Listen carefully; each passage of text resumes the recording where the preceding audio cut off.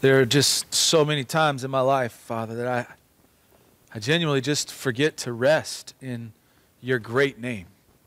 Just to be reminded that the name of Jesus literally is sufficient.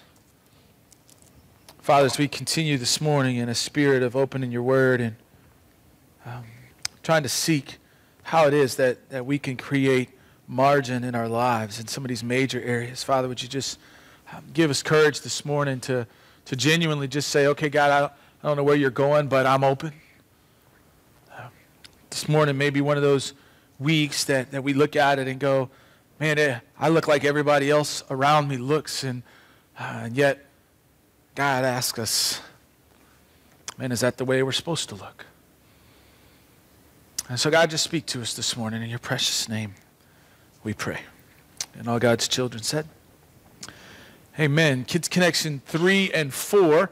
They got everybody ramped up today, so you guys can slide on out. Abby and Sarah are back there ready to take you guys down the hall. Just for the record, by the way, those of you that have kids, isn't it sweet to just see them come home and excited? And when Michaela was walking in this morning and goes, hey, is there communion today? And I said, yeah, but we're still having Kids Connection. And she was like, woohoo, you know, and to see what's happening down there, if you've never been, you need to go check it out at the end of celebration some week. There's an entire room down there that's set up that's loving kids. When we moved into here in September, there was about 10 or 12 kids in Kids Connection. And I think a couple weeks ago, there was 36 kids in Kids Connection since September. So literally there is an entire army, another whole world. If you're brave, suit up and go jump in, you know. But if you want to, go check it out when celebration's finished some week. I do want to remind, we had a great time Friday. At First Friday, the weather was perfect to just hang out on the patio, sit at Momax, enjoy just some incredible fellowship together. Put June 6th on your calendar. We'll be back at Momax. Probably won't be quite so perfect on the weather side. It may be a little warm, but we sit under the covered area, the canopy. It's just a great time to hang out. And then I also want to remind you of membership class in 2 weeks. Be first one we've had in a long time. I know we got about 12 families that checked the box when we were passing the little cards out and you guys were filling them out. So we're going to probably go somewhere. We might go back to Chester's actually because they have a party room, but we'll go somewhere where there's a room that we'll do membership class in. Everybody else will just go and eat. It'll be a great time. We'll knock it out during that lunch hour as well. So if you haven't downloaded the HCC app and you have a phone, be sure and do that. It's a great way to stay connected. We shoot all sorts of information. There's 50 translations of the Bible there. So when we get to that, if you're going, hey, I'm not sure, I'd like to see one different, all that stuff's already uploaded. Your Kids Connection stuff, if you have kids, there's videos, there's things what you could be talking about at home, what they're doing in their rooms, all that stuff is loaded there. So be sure and check that out as well. But I'm going to jump in just kind of head first, right back into this series that we kicked off last week called Margin. And I told you, I've been working this in my own world, kind of fleshing out what this looked like for about 18 months in terms of this series. I've been battling creating margin in my life for about probably 44 years, I would guess, somewhere in there. But at least the last 20 as a grown adult, my world knows a gas pedal.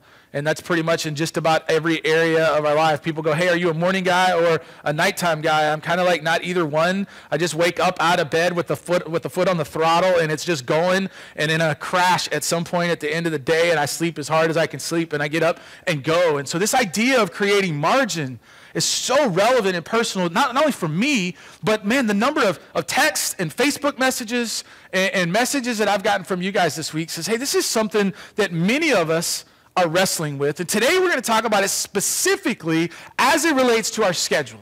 As it relates to that little pop-up in your Gmail that says, hey, this is the things on the calendar for today, for this week, for this month, for this next year. What does that look like? And how do we decide what goes on there and what doesn't go on there? And how do we create margin in that world? So flip your swords open. If you have them, dial them in on your phone, whatever. Ephesians chapter 5 is where we're going to head this morning. And while you're doing that, I'm going to set the stage and ask a couple questions, just like I did last week. Okay, so while you're flipping there, you can still just listen and flip and raise your hand. How many of you would say, you know what, I kind of wish that I had a little more time for myself just to rest or just to enjoy the journey a little bit for myself? How many of you would raise your hand and say, hey, that's kind of my world? Yeah, there's hands kind of going up all across the room a little bit. How many of you just wish there was 25, 6, 7, 8 hours in a day instead of just 24, right? There's some hands going there, lots of hands going up for that one. How many of you wish you had some more time to spend with somebody that you love, to spend with the people that are most important to you. And by the way, if you're sitting next to somebody you love, you probably should have your hand up right here. Let me help you out. Right, there we go. Especially if you're sitting next to your mother, because next week is Mother's Day. So guys, don't come say, hey, the preacher didn't tell us it was Mother's Day, and you get in trouble next week, because you have been officially reminded, right? How many of us, how about this one? How many of us wish, and you don't have to raise it all the way high, but you can kind of at least have some sort of acknowledgement. How many of us wish that we had a little more time to spend just in God's presence, reading his word? And yeah, I mean, we might all should raise our hands because we're here on Sunday and we don't want lightning to strike, right? Here's the deal. Here's what I'm convinced of. I'm convinced that if God honored that, like if he just said, boom, and all of a sudden we had 25, 26, 27, 30 hours in a day. You know what I'm convinced of? I don't think we would fill it with any of those things we just raised our hands with. Hey, we have totally allowed culture to get into this idea of consuming every ounce of margin that we have in our lives. My guess, if you had 25 hours, we'd fill them up the same way we're filling 24. If we had 26, we'd fill the other two up the same way we're filling up the 24 that we currently have. And we've bought into this idea, and we've allowed it to just embark in our lives and to just come in and start taking over and consuming all of the margin that we have. Chances are pretty good. Well, think about this. When's the last day you had an unexpected day off? So 8 hours, all of a sudden, boom, out of the blue, you got an unexpected day off. All right, that day, how many of you would say, you know what, I spent it really the whole day just kind of resting in God's presence that day and hanging out with people that I love? Yeah, well, first of all, some of you are going, I had a day off, and we're going to get to that in a minute because that's not healthy either, right? But the truth is we probably did chores and errands and caught up on the things that were behind at work and jumped ahead and tried to get some emails and some things knocked out. And these are things that you guys, by our actions, maybe not verbally, but by our actions, what we've said is, hey, I wish I had time for these things over here, but ultimately, this is just more important. And we ask ourselves, is it time with the people that we love? Is our time with God? Is it time for myself to stay healthy, to rest? Is that really more important than the email? You know, in our hearts we go, well, no. But what are we doing in our actions? We just fill it up the same way. It's sort of like, anybody ever driven a car that was out of alignment? It's fun, isn't it? Right? You're in this constant battle because the car has this pull to it. It's like this gravitational force one way or the other. And so we are in this constant fight to keep the thing from crossing the line over here into head-on collision in oncoming traffic, or if it's pulling the other way into the ditch and rolling over or into a tree. And it is this constant fight. And the truth is, that's kind of what it's like. There's this pull in culture that's trying to pull us away from the things that we are defining as most important. And if we don't have both hands on the wheel, and we aren't willing to strap it on and to fight for those things, we're in trouble. We're going to find ourselves in a head-on collision. We're going to land 5 years, 10 years down the road and look back and discover, hey, I'm not sure how in the world we got here, but we're living a life that has no margin. And I got bad news for us. Sometimes that 5 or 10 years has collected enough things in it that it might take us another 5 to 10 years to even be able to create margin completely because of the decisions that we made along the way. And so if you weren't here last week, this is what we define margin. It's online if you want to go check it out. But we said margin is this, right? Margin is the difference between what we have and what we need, right? Margin is that amount that is available beyond what is necessary, what it is that we have to have, right? Sometimes that margin is positive. You have 20 minutes to get somewhere and it only takes 10, so we have a positive 10 minutes of margin. Sometimes we have $100 and we have $150 worth of bills. And so there's actually negative margin. It's that difference between what we have and what we need. So scheduling-wise, here's margin. Margin is having more than enough time.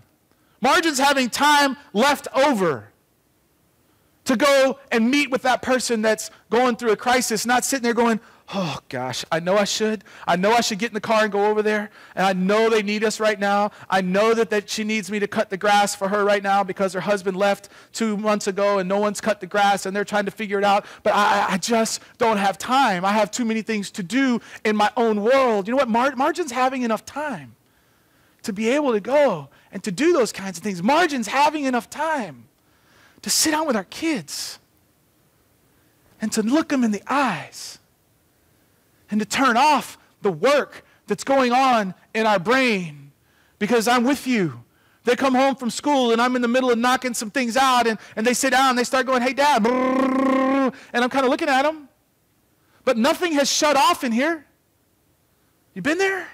Margin's having enough time to engage in that conversation and not be worried about the other things on the list. Margin's having enough time when someone does call and says, hey, we're on our way to the ER. Hey, my husband or my wife just left. Hey, we're walking out of the doctor's office.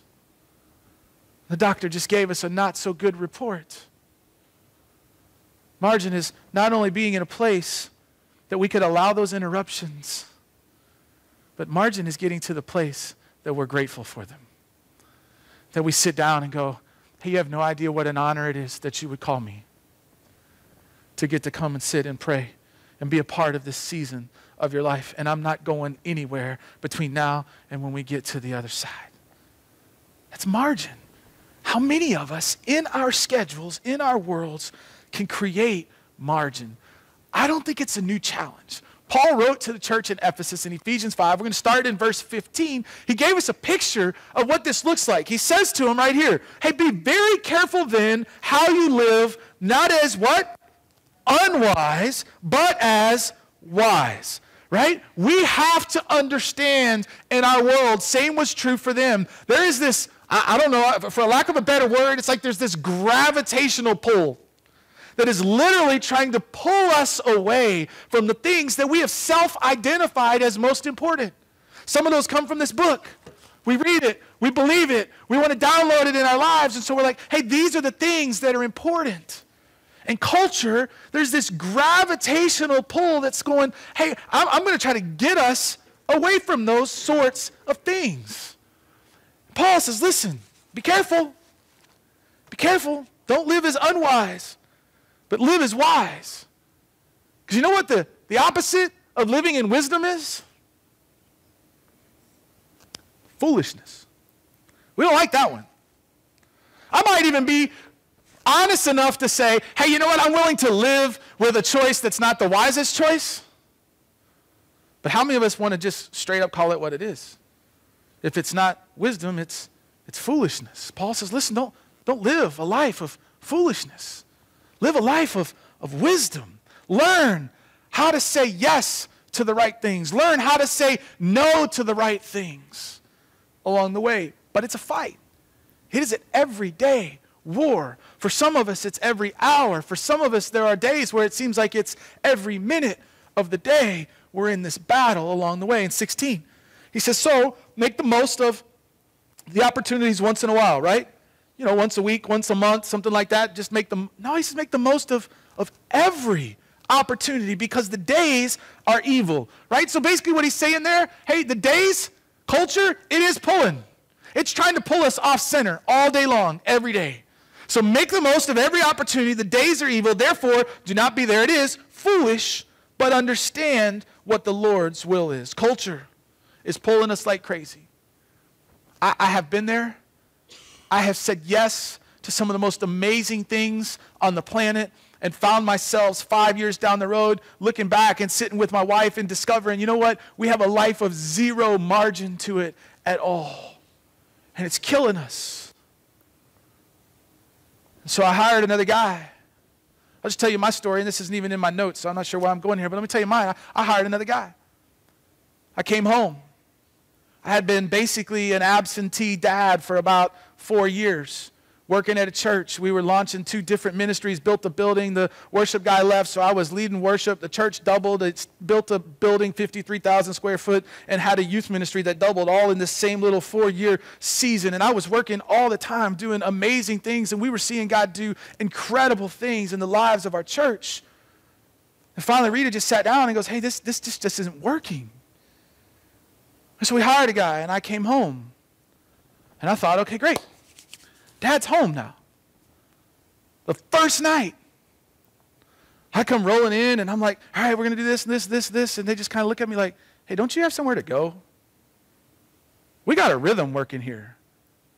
You know, if you want to come re-engage, why don't you come start at the bottom and jump on the train?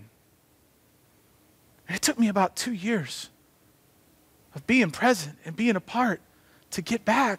Man, culture is pulling us to get off center. Paul says, listen, don't live foolishly. Live as wise. This week I was listening to a conference called Exponential, and Bill Hybels is a pastor at Willow Creek, and he said something that has literally haunted me all week.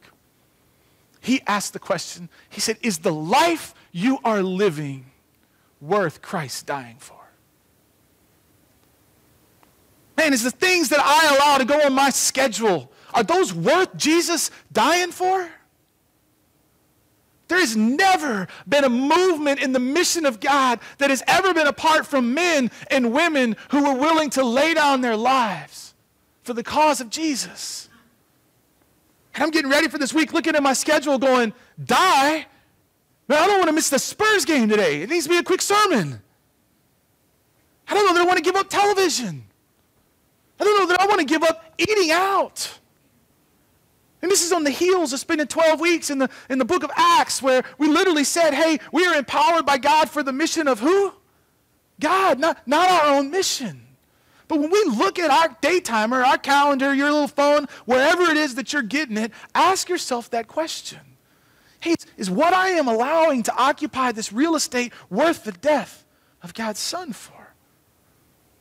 And if not, we got to figure out how to create margin. I read a book a while back called The Best Question Ever.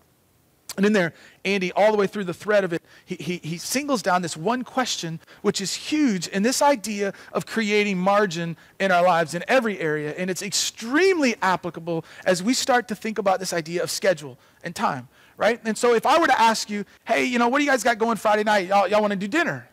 Just a normal question. Right? Our normal response is, hey, I don't know, let me check the schedule, I'll check with my husband or wife, whatever the case may be. If we don't have anything going on, let's do it, right? That's a pretty normal question, a pretty standard response. Hey, let me take a look and see if we can do that. It's not a bad response, and it's not a bad question. I'm just not sure it's the best question that we need to ask. As we start to look at this issue of creating margin in our schedule, I want to plead with us as a community, start asking this question, is it wise? Not unwise. In light of what we know, is it wise to add that to the calendar? Not do we like Ken and Rita, or do we like hanging out with them for dinner on Friday night? Not do we want to go over and just enjoy a great time in the backyard? Ask yourself the question first, not can we, in light of what we know, is it the wise thing to do? In light of what we know, maybe our marriage is not in a place that you know, it lines up with what this book looks like, especially as we read in Ephesians 5. You keep right on going. It gives you a picture-perfect outline of what marriage is supposed to look like. And we read that and go, man, we're struggling, and it's not lined up like we want it. In light of knowing that, is the wise thing to add something else to the calendar? It might be, but it may not be. It's not an issue of can we. It's an issue of is it wise? Right, in light of the fact that our kid is 17 years old, and a year from now, they're going to be gone and out of the house, and all those times that you get to spend with them and spur of a moment are going to be vanished and gone. They're off to college, never to be had again. In light of knowing that, ask ourselves, not can we, but is it the wise thing to do? Right, in light of knowing, any day now, after 5:30, I think, is the time Leighton's been given permission, right? Any day now, we're going to have our first child. And you're not going to have, for what seems like, I'm just telling you, forever, a night to yourself. Right? And knowing that, we ask ourselves, hey, not can we go to dinner, but is it the wise thing to do right now in the process? As we start to look at schedules, let's not ask, can we? It's not a bad question. It's just not the best one. It's not even should we. Is it wise? And I plead with us as a community. And let's start to dive into this idea of scheduling intentionally and wisely. And how do we do that? It's a simple phrase. And I think it came simple when I put it on paper. It is ridiculously difficult to live by. And that's this. You and I, we got to pray to have the courage and the faith, you ready? To say no to some really good things so that we can say yes to the absolute very best things. That's the only way to have margin in our schedule. Is to pray, say, God, give me the courage to say no, not just to the bad things of the world. That's a given. That's a no-brainer. God, give me the courage and faith to say no to some good things so that I have capacity and margin to say yes to the absolute best things, because so many of the best things in life happen in the margins. And yet so many of us are living a life of very little, if any, margin in our world. Paul told the Romans, he said this, do not be conformed, right, to the pattern of this world. He said, don't let culture pull you. Don't let the gravitational pull lean you into oncoming traffic. He says, but instead be transformed by the renewing of your mind. He says, hey, start now and just change the way you think. Just allow yourself to start saying, you know what? We're going to change our thought process as we approach what we allow to go on the calendar and what we don't. And then he says, and then you will be able to attest and approve what the will of God is, the good and pleasing and perfect will, right? And so when we are not conformed to the patterns of the world, can I just tell you this? The truth of the matter is, my experiences, we start to look a little unusual. Right? I've gotten to a place in my life where if somebody, we do some things that are different at our house. It's okay. And somebody goes, hey, dude, that's kind of weird. You know what? I'm at the place in my life where I'm like, sweet. Thank you. I'm okay with that, because guess what? Normal isn't working. Right? When we make some decisions in our life, I'm discovering that man, life is trying to pull us off center, and the more that my life and the more the life of our family is lined up in the heartbeat and the rhythm of a sovereign God, the more that looks different than the culture that we're living in. To the extent, I almost consider it a compliment when somebody goes, hey man, that's kind of way out there. Well, I don't know if it's way out there, but compared to where culture's landed, I get it. Thank you. Now, don't get me wrong. We can look totally different than culture and not be anywhere near what God's will is either. I mean, that's out there, and some of us know that. That's not been my experience. My personal one for myself and for my house has been the more we are in tune with his rhythm and his heartbeat in our lives personally, in our lives collectively as a family, we're going to begin to make some decisions that look different than culture. And when that happens, I'm at the place where consider it a compliment. Thank you. And then they're going to look at you again and say, that's weird too. Thank you. We could do this all day. Right? Thank you. Because normal's not working. What's the normal for marriage in today's world? Divorce. That's just normal anymore. Right? What's normal in relationships in today's world? It's emptiness. What's normal in kids' lives? Rebellion. It's just normal. Oh, they're just going to grow up. They're just teenagers. We've just kind of chalked it up and accepted it as normal. What's normal in our schedules is being overworked, overbooked, overstressed, over crazy, and still empty at the end. And most of us have just gone, yep, that's just another week. We look back and they fly through because we don't have margin along the way. Remember, busy doesn't mean productive, right? Satan said, hey, if I can't make you bad, I'll just make you busy. Let's get you preoccupied in so many other things. You have no margin to be of use to the sovereign God of the world. No problem. Doesn't have to be bad things. Remember Martha last week? She wasn't distracted by bad things. She was busy. She missed it. And all of us, we love to have a life of importance. We love to feel like, hey, our input and who we are and our opinion is needed, especially at work, right? Who doesn't?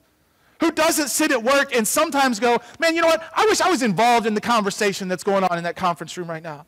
Because we feel like our opinion matters. That's natural. Just ask yourself the question, if invited to the table, before you say, can I or should I, ask yourself, is it wise in light of what I know? I get asked all the time, hey, will you come speak here? Hey, will you come speak there? Hey, we have this conference. Would you fly in and come do that? Hey, this is going on. Would you come do that? And I look at Rita sometimes and go, sweetie, there's going to be like 10,000 people there. How do I say no to that? My wonderful, sweet, kind, caring, compassionate, soft-spoken, loving wife says, hey, I'll show you. No. Oh, but seriously, sweetie, I mean, that could... Oh, you need me to show you again? No. That's how you say no. She says, hey, Sarah is in basketball season right now, and it is your thing with her.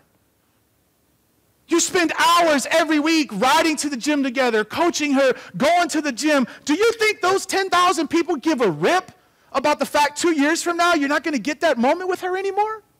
Someone else will speak to those 10,000 people. It'll be okay. Say no. Yes, ma'am. And off you go. We got to have the courage to say no to some really good things so we can say yes to the absolute best ones in our life. And I don't know what that is. Maybe we do say no to cable TV. I'm fighting this one in my house, by the way, right now. Because the Golf Channel can't get it any other way. It's a struggle.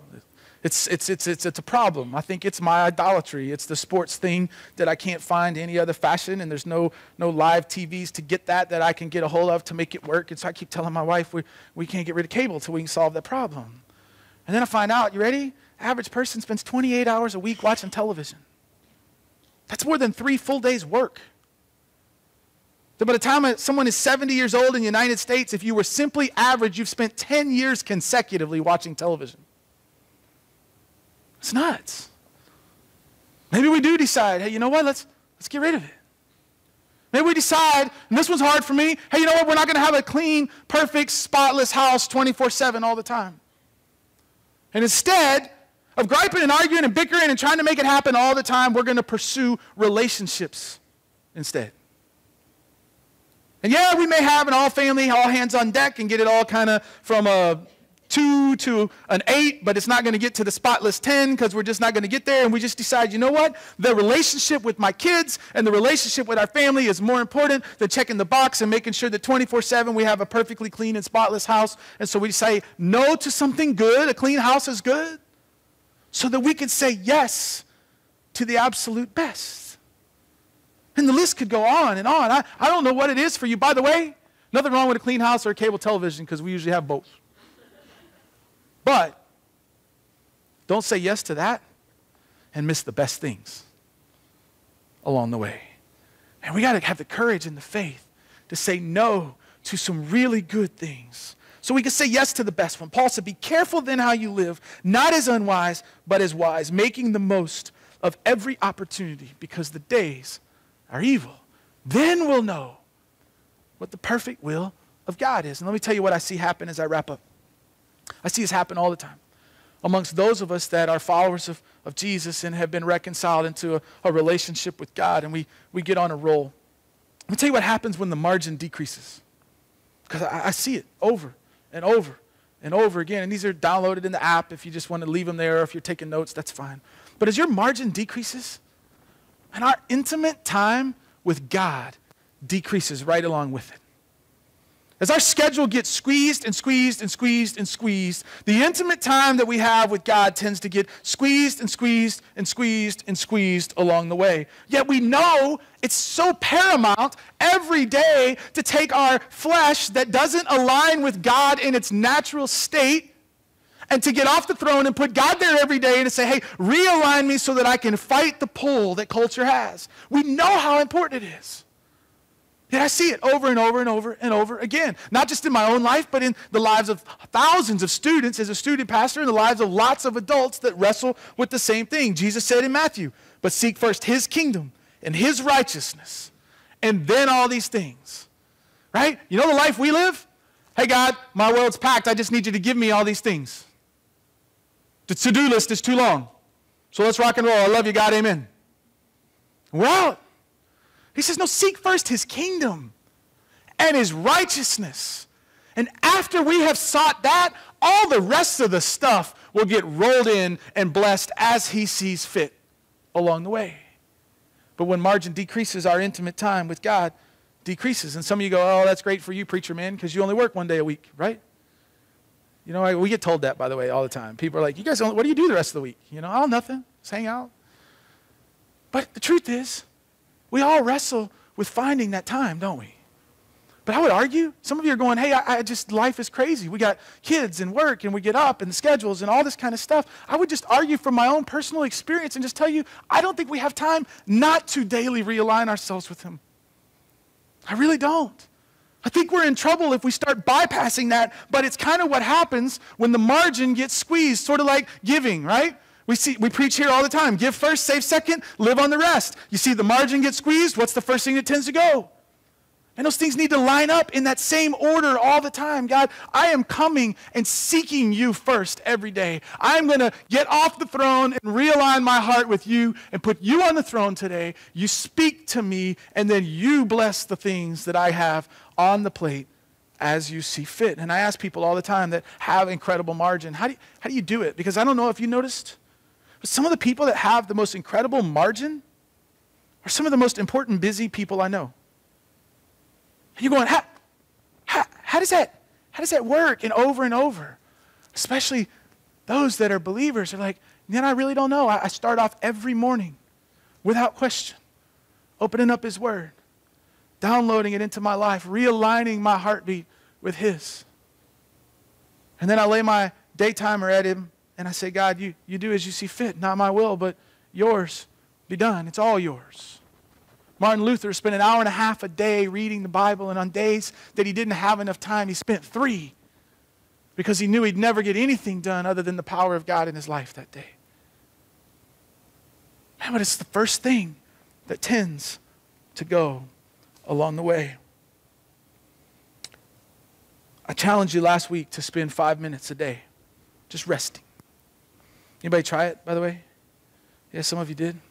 I'm gonna challenge you one more this week, and I'm going to ask you to double it to 10 minutes. And you can spend the first 5 if you want, opening up His Word and getting off the throne and realigning your world with His world, if that's a starting place for you. And then spend the next 5 minutes, shut it up, and just sit and rest in His presence and allow Him to speak to us this week. And you're going, hey, but Ken, I already get up early. Well, I'm going to get up tomorrow at 10 till 5. Instead of 5, so that I can get it in. I'm just asking us, can we spend 10 minutes a day, 5 minutes downloading His Word, and then 5 minutes just quietly resting in His presence, realigning ourselves with His kingdom first. And I'm going to ask you to do it first. Some of us are going, hey, I did it this week, but I did it on my lunch hour, or I did it at night after I got the kids to bed. Can I ask you this week, man, do it first. Seek first His kingdom. Let's not get to the end of the day and try to figure out where we missed it along the way that day.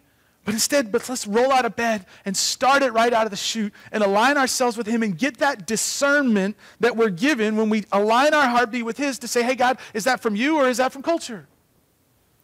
Because we've started off our day aligning with Him. The second thing that happens, and we see it all the time, is our intentional time of rest decreases when our margin decreases. Right? Here it is, Jesus in Matthew in 11. Come to me, all who are weary and burdened, and I will give you what? 10 more things to do. Right? He says, I'll give you rest.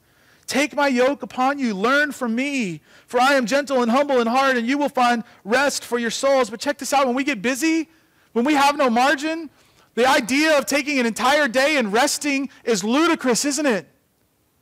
Yet the creator of the universe, sovereign God, worked 6 days to create the world, and on the 7th day He did what? That really wasn't a trick question. We don't even like to say it, do we? In the Old Testament, He told them, hey, you can harvest the field for 6 years, but on the 7th year, you have to give the entire harvest year off. It needs to rest. Do you see that happening in our culture? Hey, we're going to plant plants for 6 years, and the 7th year we're going to leave the field completely empty. But what we're missing is God was saying, listen, if you will find rest, you will be more productive in the 6 than you would have been in the 7. And for those of us that are struggling with that, we just kind of have to ask ourselves just genuinely, hey, you know what? Do we believe this or don't we? Do we believe the truth and the principles in it or don't we? Because if we're saying we believe this and we go 7 days a week and we don't rest, then that's a faith issue. It's right back to the first thing that goes in the list. He tells us, point blank, he rested for a day. Jesus went out to rest. I talk to people sometimes, and they'll be like, oh, man, yeah, man, we're working so hard. Things are great, but it's been about 2 years since we've been on a vacation. Or somebody will say, hey, I got 24 vacation days built up at work. Can I tell you something? That's not a badge of honor. And don't let anybody tell you that it is. God says, listen, honor my commandment to take a Sabbath, to find rest for your soul. Older gentleman was working as a lumberjack. And he was old, rough-looking guy, but he was well into his 60s. And this young whippersnapper comes along, built like Paul Bunyan. And he joins the team to cut down trees. And so they get out, and it's kind of one of those production kind of jobs. And so the more you produce, the better you get paid, that kind of thing. And so the first day they go out and they go to work, and second day and third day and fourth day, and this young whippersnapper is just going to town 8 hours a day, chopping down trees, the whole 9 yards. They get to the end of the week. And the boss comes around, and they go to count the number of trees that each had cut. And the older gentleman in his 60s, that had been cutting trees forever, had almost twice as many trees as this young whippersnapper that was just going crazy from sun up to sundown every single day. And he was flabbergasted. And he looks over and he says, how in the world did you do that?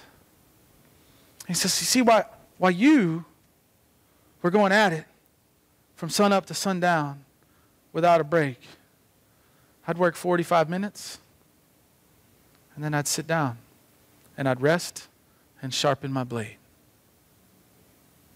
And I'd get back up and work 45 minutes and I'd rest and I'd sharpen my blade. Man, when margin has decreased in our lives, we fail to rest and we fail to sharpen our blade. And we can't afford either one. Culture is pulling us with all its might towards the middle of the road or towards the ditch of the road. And we've got to make some intentional choices to either live foolishly or wisely. And the ultimate choice is ours. To decide what gets on our calendar and what doesn't, and to not ask, can we, but ask, is it the wise thing to do in light of what we know in our present circumstances right now?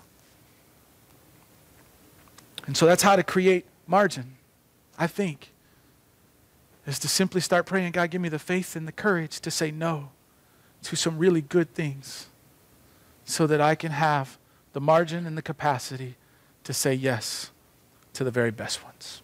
Let me pray. Man, God, I ask tonight, or this morning, that your word, Father, would just penetrate our hearts. God, allow us to be careful how we live, genuinely, not as unwise, Father, but as wise. God, allow us to make the most of every single opportunity, because culture is literally pulling us off of the track and away from the things that are most important. And God, forgive us for those times in our lives, man, when we have taken our hand off the wheel and we literally have become like the rest of the world when you are pleading with us to be conformed to the image of your Son. And God, I pray for those of us that are believers, for those that have been restored into a relationship with you through Jesus. God, I pray that every one of us would fight that consistent, intimate time every single day to sharpen our sword, to get off the throne, to realign our heart with your heartbeat every day before we get out the door. So that, God, your wisdom could pour into us and we will now be able to discern, God, is this a distraction or is this of you? And when our heart is aligned with your heart, there is enough margin for us to say yes to the things that are of you. God, I also know in a room with this many people and some watching online, that some of us walked in to this morning even finding it difficult to rest. Schedules overbooked already. Some of us raced in the door because of so many things going on in our world today. God, I pray asking for courage, asking for encouragement, to be reminded that Father, sometimes one of the most absolutely spiritual, reconciling things that we can do in our life is to have a Sabbath, is to rest, to honor you with a holy day set aside for us to get to know you more, so that the other 6 days could be more meaningful along the way. God, I pray that we do live a life of meaning, not one that's hindered by overcommitment, Father, but instead by investing in the places in this world that matter most to you. Some of us this morning may have come in trying to fill this God-sized void in our life with all the stuff that we've been chasing. Work and promotions and houses and cars and thinking the next thing and the next time we get a promotion and invited to the next meeting and all these things that we keep piling in our world. We keep thinking that there's a God-sized void and that many of those might fill it. And perhaps you came in this morning or you're watching online and you've gotten lots of those things, but your world still feels empty. Jesus said, listen, come to me. And all who are weary, all who are heavy burdened, all who are overstressed, all whose schedules are overbooked. And if we will come to him and get off the throne and allow him to get on the throne, he will begin to create margin and give us rest. Father, we love you so much. In your precious name we pray. Amen. Well, I said at the very beginning, this is a war for me. And so I just want you to know we are continually fighting the same fight with many of you every day, trying to discern, God, what goes on, what comes off, how do we do that? And what we're finding, one of the best things that we can do, man, is share it in community with people. Right? Don't just sit down and go, hey, we're trying to manage this all on our own, but find another friend or another couple that you can go, hey, we're wrestling with this, and kind of be a support system and a structure and recognize we're going to take our hand off and find ourselves veering over the road. And then we got a friend that can come go, hey, not so fast, and kind of pull us back and get our hands back on the wheel along the way. Next week is going to be fun. It's one of those topics I've actually learned to really genuinely enjoy talking about, and it's finances. It's how do we create margin in our finances? What does it look like to give first, save second, and live on the rest? And how do we begin to create some space? And I think it's going to be a pretty simple phrase for us to kind of have, but it'll be another one of these that's hard to do. Right? The answer is pretty clear. It's just hard to strap it on and live that way and be a part of that. So should have a good time next Sunday as we unpack this idea of creating margin in our finances. So we're headed to Chester's that way, right there at Nacogdoches and 410 area to have some lunch, hang out together as a community. I'll be down front. Would love to say hello. Otherwise, have a blessed week.